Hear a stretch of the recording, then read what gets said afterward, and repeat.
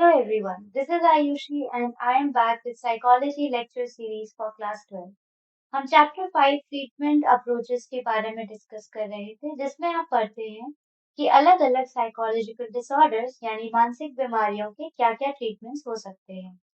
पिछले दो पार्ट्स में हमने साइकोडायनेमिक थेरेपी और बिहेवियरल थेरेपी के बारे में डिटेल में पढ़ा था। इस पार्ट में हम कॉग्निटिव थेरेपी के बारे में अच्छे से जानकारी हासिल करेंगे।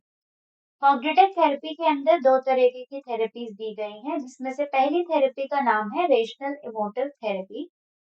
ये थेरेपी मानती है कि जो हमारी मानसिक बीमारी है या साइकोलॉजिकल डिस्ट्रेस है उसका जो कारण होता है वो हमारी गलत सोच या हमारे गलत बिलीव्स के कारण होता है, इरेशनल थॉट्स जिसको हम कहते हैं। ये थेरेपी ऑल्बर्ट एलिस नाम के साइकोलॉजिस्ट ने प्रपोज की थी। इनका जो मेन मानना था ये था कि जो हमारे गलत विचार होते हैं वो हमारे पहले के चीजों के और बाद में आने वाली चीजों के बीच में काम करते हैं, जिसकी वजह से हमारे जो कॉन्सिक्वेंसेस होते हैं, हमारे जो फल होते हैं उन गलत विचारों के, वो प्रॉब्लम्स क्रिएट करते हैं या साइकोलॉजिकल डिस्ट्रेस करते हैं। फॉर एग्जाम्पल, अगर मेरे गलत विचार हैं कि मेरे एग्जाम्स में अच्छे मार्क्स नहीं आएंगे, इसके जो एंटीसीडेंट इवेंट्स होंगे वो होगा कि मेरे एग्जामिनेशंस आने वाले हैं जिसके लिए मैं पढ़ाई नहीं कर रही हूँ, क्योंकि मेरे ये गलत विचार कि मेरे एग्जाम्स में अच्छे मार्क्स नहीं आएंगे, ये मेरे इवेंट में या मेरे कर्तव्य में बाधा डाल रहे हैं, जिसकी वजह से कॉन्सिक्वेंस ये हमें देखना पड़ेगा कि मेरे एग्जामिनेशंस में वाकई में अच्छे मार्क्स नहीं आए हैं क्योंकि मैंने उस हिसाब से पढ़ाई नहीं की थी। इनका कहना है कि हमारे जो भी काम होते हैं या जो इवेंट्स होते हैं जिनकी वजह से साइकोलॉजिकल डिस्ट्रेस होता है, वो कारण होता है हमारे गलत विचारों की वजह से, जिसकी वजह से हमें बुरे कॉन्सिक्वेंसेस झेलने पड़ते हैं। इनका जो पहला स्टेप होता है ट्रीटमेंट का वो होता है एंटीसीडेंट बिलीफ कॉन्सिक्वेंस एनालिसिस। इसको हम एबीसी एनालिसिस भी कहते हैं, जिसमें एक थेरेपिस्ट एंटीसीडेंट के बारे में जानता है, हमारी बिलीफ यानी गलत विचार के बारे में जानता है और उसकी वजह से क्या फल देखने को मिल रहा है उसके बारे में भी जानकारी हासिल करता है। एंटीसीडेंट इवेंट्स वो होते हैं जिनकी वजह से साइकोलॉजिकल दिक्कतें आती हैं। इन इवेंट्स को देखा जाता है, उनको लिखा जाता है, क्लाइंट का इंटरव्यू किया जाता है, उसके गलत विचारों के बारे में जानने के लिए, जिसकी वजह से उसका जो वर्तमान का आइडिया है, उसके जो विचार हैं वर्तमान के बारे में, वो गलत हो गए हैं या डिस्टॉर्ट हो गए हैं। ये जो हमारे बिलीव्स होते हैं या हमारे विचार होते हैं, वो मस्ट और शुड से बनते हैं, यानी कि ऐसा होना चाहिए या ऐसा होना ही चाहिए। फॉर एग्जाम्पल, एक इंसान मानता है कि उसे हरदम हर सब किसी का प्यार मिलना चाहिए, तो वो इंसान का ये स्टेटमेंट रहेगा कि I should be loved by everybody, यानी कि मुझे हर कोई हमेशा प्यार करे। तो ये उसका इरेशनल बिलीफ जो है इसमें मस्ट और शुड आना चाहिए। ये जो हमारा गलत विचार होता है किसी भी चीज के बारे में, वो हमारे गलत विचारों की वजह से हमारे गलत परसेप्शंस बनते हैं। परसेप्शंस यानी कि हम जिस तरह से चीजों को देखते हैं, वो हमारे गलत विचारों की वजह से बुरे प्रभाव डालती है। इसकी वजह से हमारे जो व्यवहार है या हमारी जो भावनाएँ हैं वो नेगेटिव हो जाती हैं, जिसकी वजह से हमें प्रॉब्लम्स होती हैं। हमारे जो गलत विचार हैं उसका असेसमेंट या उसके बारे में जानने के लिए साइकोलॉजिस्ट इंटरव्यू करता है या हमें क्वेश्चंस देता है जिसके आंसर से उसे पता चलता है हमारे विचारों के बारे में। इस थेरेपी का जो मेन मकसद होता है वो होता है कि हमारे इर्रेशनल बिलीफ को खत्म करना नॉन डायरेक्टिव क्वेश्चनिंग के द्वारा। एक साइकोलॉजिस्ट जो होता है कॉग्निटिव थेरेपी का, वो नॉन डायरेक्टिव क्वेश्चनिंग करता है पेशेंट से।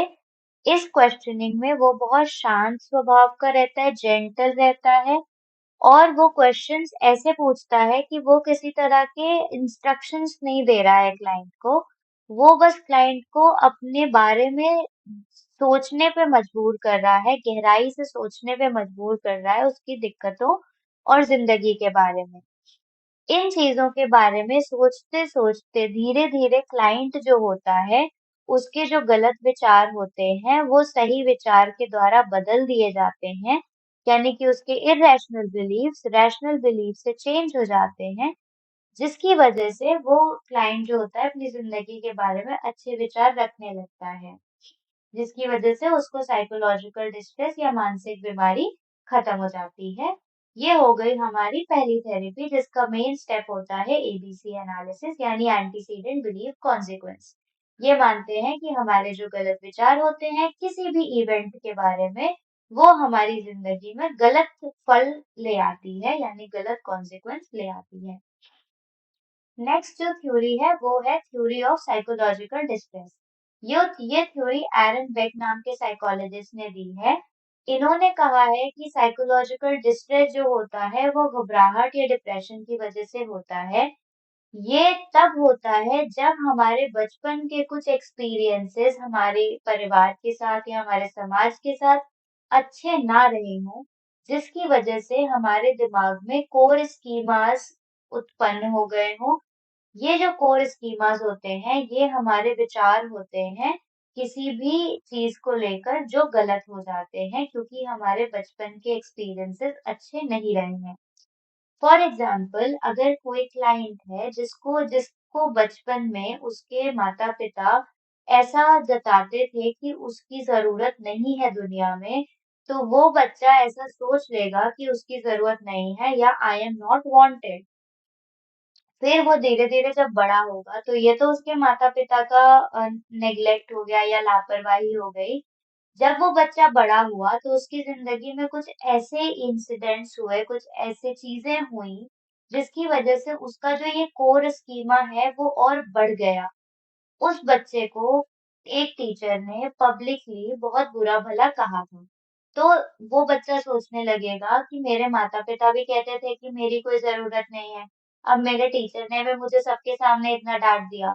तो वो इंसान सोचेगा कि मेरी सच में कोई ज़रूरत नहीं है। उसका जो ये गलत विचार है कि मेरी ज़रूरत नहीं है, वो वैलिडेट हो जाती है और बढ़ जाती है।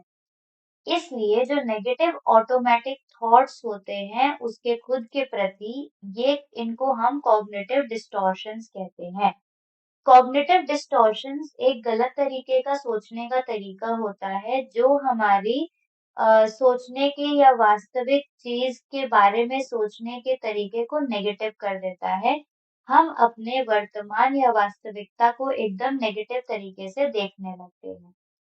ये जो पैटर्न्स ऑफ थॉट्स होते हैं या ये जो सोचने का तरीका होता है, इसको हम डिसफंक्शनल कॉग्निटिव स्ट्रक्चर्स के नाम से जानते हैं, जिनकी वजह से हमारी सोच बुरी हो जाती है हमारे समाज की रियलिटी के बारे में।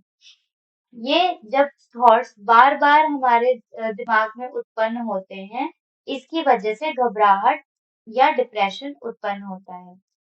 इसको ट्रीट करने का साइकोलॉजिस्ट एक तरीका अपनाते हैं जिसमें वो क्वेश्चन पूछते हैं।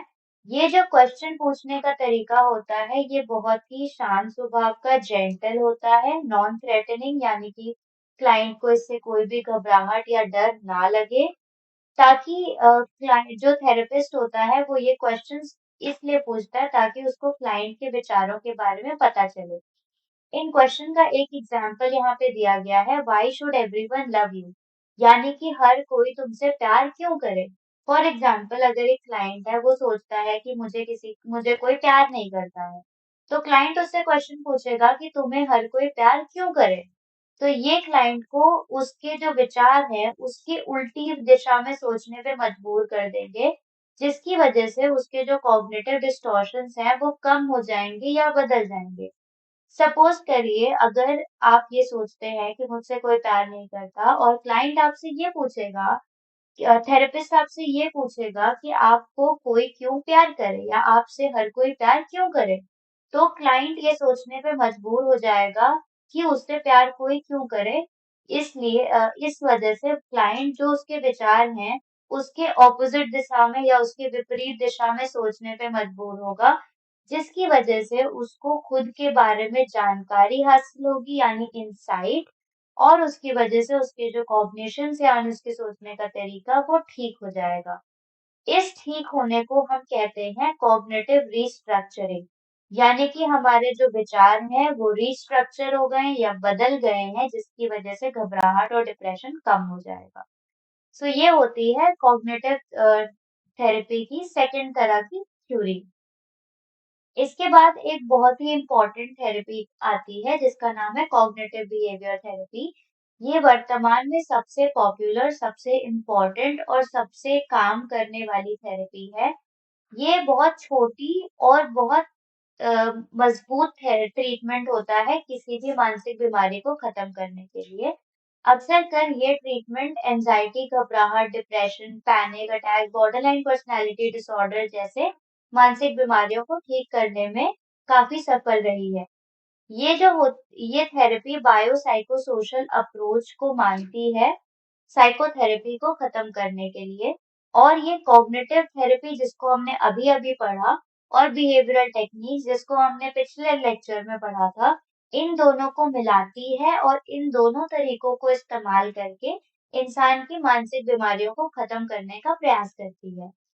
इसका जो रैशनल होता है या इसका जो सोचने का तरीका होता है इस थेरेपी का, वो ये कहते हैं कि क्लाइंट की जो दिक्कत होती है, उसका कारण तीनों तरह की चीज़ों से होता है। उसके बायोलॉजिकल यानी शारीरिक, साइकोलॉजिकल यानी मानसिक, सोशल यानी सामाजिक। इन तीनों दिक्कतों को मिला के किसी भी क्लाइंट को साइकोलॉजिकल दिक्कतें होती हैं। मतलब उसकी जो साइकोलॉजिकल प्रॉब्लम्स है वो इन 3 जगहों से उत्पन्न होती हैं। इसीलिए इन तीनों को सॉल्व करने के लिए cognitive behaviour therapy biological aspect को सॉल्व करती है रिलैक्सेशन प्रोसीजर्स से, जिसको हमने लास्ट लेक्चर में पढ़ा था। साइकोलॉजिकल एस्पेक्ट्स को यानी मानसिक दिक्कतों को ये बिहेवियर थेरेपी और कॉग्निटिव थेरेपी को मिलाकर सॉल्व करती है। और सोशल यानी सामाजिक दिक्कतों को ये एनवायरमेंटल मैनिपुलेशंस यानी हमारे वातावरण को बदल कर उसको और ठीक करती है, जिसकी वजह से हमें अच्छा महसूस हो। तो ये जो थेरेपी है ये बायोलॉजिकल, साइकोलॉजिकल, सोशल यानी शारीरिक, मानसिक और सामाजिक, इन तीनों चीजों पर बराबर का ध्यान देती है और इन तीनों चीजों को ठीक करने का प्रयास करती है, जिसकी वजह से इंसान की मानसिक बीमारी ठीक हो जाती है।